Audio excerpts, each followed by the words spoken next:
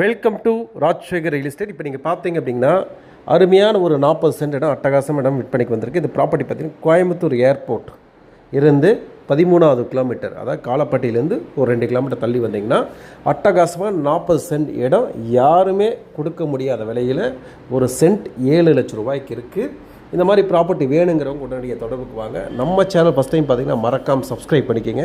நிறைய ப்ராப்பர்ட்டி அதிர்ச்சி தர மாதிரி கம்மியான விலையில் அப்டேட் பண்ணிகிட்டு இருக்கோம், பார்த்துட்டே இருங்க.